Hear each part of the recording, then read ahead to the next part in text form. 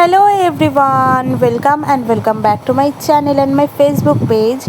आज তোমাদের সাথে আরও একটা নতুন মিনি ব্লগ শেয়ার করতে চলে আসলাম। আজকে ঘুম থেকে উঠেই ফ্রেশ হয়ে চিয়া সিডসটা সবার প্রথমে খেয়ে নিলাম।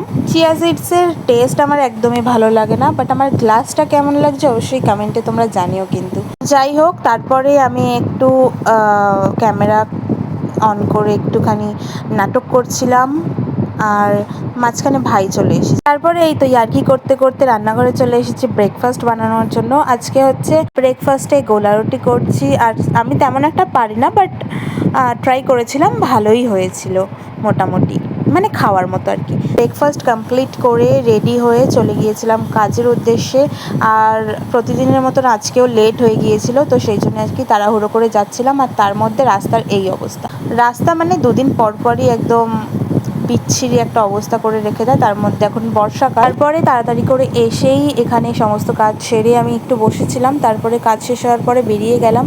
আর এখন রাস্তায় বেরোলেই তো ছাতা আমার সঙ্গী, ছাতা নিয়ে যেতেই হবে। তারপরে বাড়িতে এসে ফ্রেশ হয়ে লাঞ্চ করে নিয়েছিলাম, আর লাঞ্চে ছিল আজকে ফ্রাইড রাইস আর আলুর দম।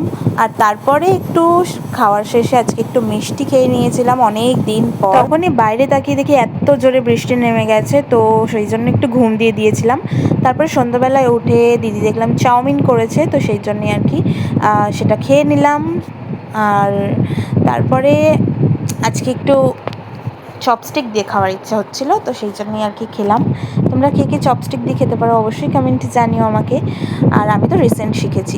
যাই হোক, তারপরে চলে গিয়েছিলাম বাজারে একটু রাত্রির করেই, কারণ যেহেতু এখন শ্রাবণ মাস আর প্রতি সোমবারেই সবাই তারকেশ্বর যায়, এই জন্যই আর কি ভান্ডারায় আমার বাবা কিছু না কিছু দেয়। তো এই বছর চিনি দেবে 10 কেজি, তো সেটাই আর কি দিদির বাড়িতে দিতে যাচ্ছিলাম আমি আর ভাই মিলে।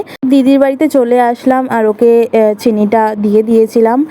আর ও আমাদের জন্য প্রসাদ রেখেছিল খিচুড়ি, তো সেটা নিয়ে বাড়ির দিকে চলে আসলাম। আর প্রায় 11টা বেজে গিয়েছিল, আমরা গিয়েছিলাম হচ্ছে 10:30টার দিকে। তো এরকমই রাস্তায় ওরা জল তুলতে গিয়েছিল, ওই জন্য ফাঁকা ছিল। তো জল তো তুলতে গিয়েছিল আমাদের ভূতনাথে। তোমরা কে কে তারকেশ্বর হেঁটে যাচ্ছ অবশ্যই কমেন্টে জানিও। আর ততক্ষণে আমি বাড়ি চলে আসলাম, বাড়ি এসে ফ্রেশ হয়ে ডিনার করে নিলাম। তো আজকের ভিডিও এইটুকুনি। ভিডিওটা ভালো লেগে থাকলে অবশ্যই লাইক করে দিও। বাই।